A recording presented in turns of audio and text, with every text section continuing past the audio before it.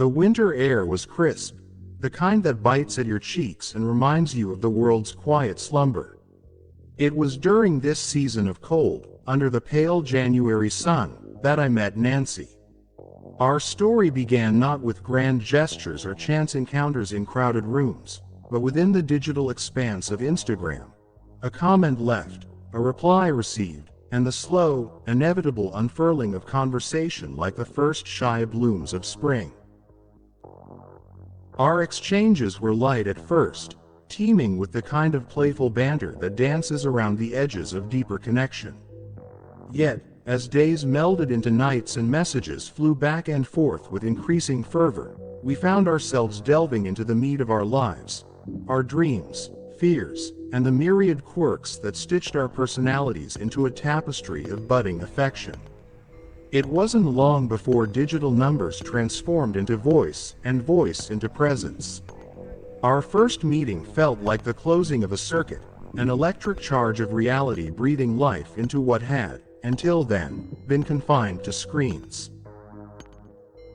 The remnants of the holiday season lingered like the last notes of a favorite song, and with its departure, the horizon of Valentine's Day began to crest into view. The thought, once a source of solitary dread, now held a spark of excitement. Nancy, with her laughter that echoed like melody and smiles that lit up the dimmest of rooms, had erased the shadow of loneliness that often clung to the edges of the day. Yet, as February's heart began to beat louder, a chill threaded its way through our warmth. Nancy's demeanor, usually a beacon of light, dimmed under the weight of a confession. "There's something I need to tell you," she said one evening, her voice a whisper against the backdrop of city lights. We were sitting on a bench overlooking the river, the city's pulse a distant thrum behind us. Charlie, she explained, was a name I wished remained unknown, a ghost from her recent past that refused to fade. A fellow student from her college days, what started as a benign academic acquaintance had twisted into a dark obsession. He just couldn't let go, even after I made it clear there was nothing there. She shared, her fingers tracing patterns on the bench, a physical attempt to ward off the memory. The messages had started again, she revealed, a crescendo of contact as Valentine's approached. Each text, more insistent than the last, painted a picture of a man lost to his own delusion. And then came the chocolates, a tangible manifestation of his refusal to vanish. He's trying to mark his territory, but he doesn't realize he's no longer on the map, Nancy said, a mix of anger and fear in her eyes as she told me of her response to him, a final plea for peace, laced with the truth of our relationship. Valentine's Day dawned bright and clear, a stark contrast to the shadow that now hung over us. Our dinner at the waterfront restaurant was a moment suspended in time, a bubble of joy amidst the storm. Laughter flowed, glasses clinked, and for a brief span, the world narrowed to the space between us. But even the brightest moments can be dimmed by fear's cold touch. A figure, distant yet unmistakable in its intent, watched us from the fringes, a hat pulled low to obscure his face but not his purpose. "Do you think that's him?" Nancy's voice was low, a flicker of worry in her eyes as she nodded towards the solitary figure. "I hope not, but if it is, we're in this together," I assured her, reaching across the table to squeeze her hand. Our shared strength was a beacon in the gathering dark, a promise that whatever shadows lurked, we would face them as one. The serenity of the evening was a thin veneer, masking the turmoil that brewed beneath. Nancy and I, cocooned within the walls of my rental house, found solace in each other's presence.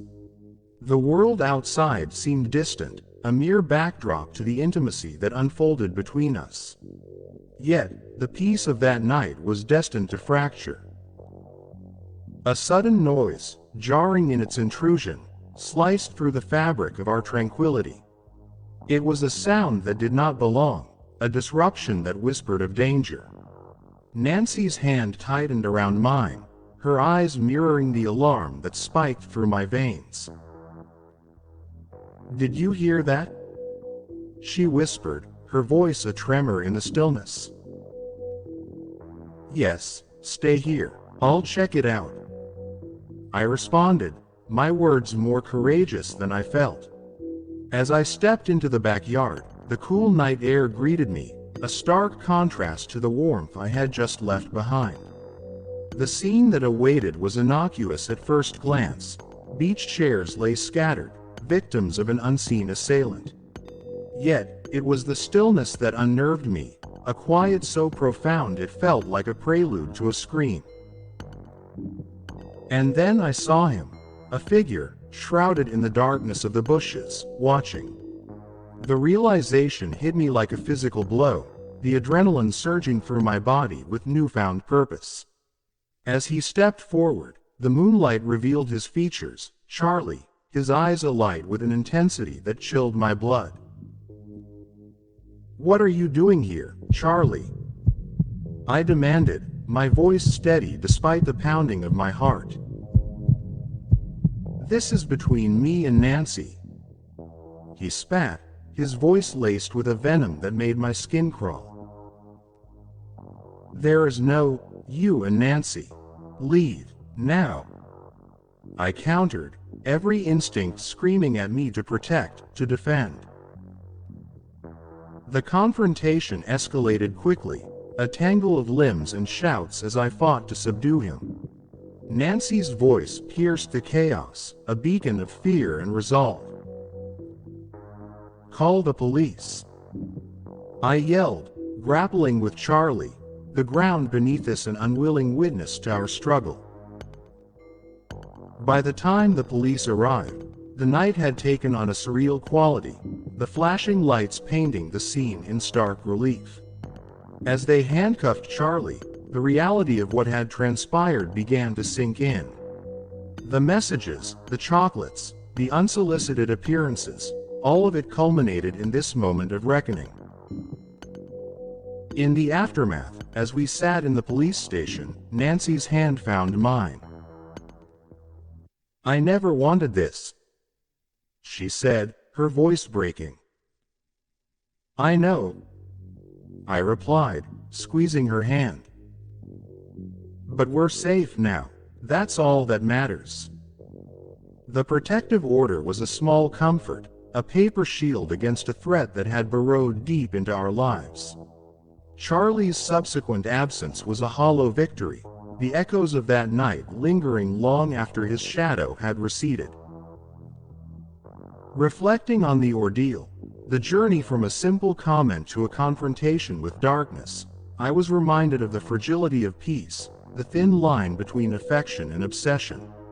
Our story, etched by the scars of that Valentine's Day, stood as a testament to the unseen battles, the silent wars fought in the name of love, and the enduring strength found in the face of fear.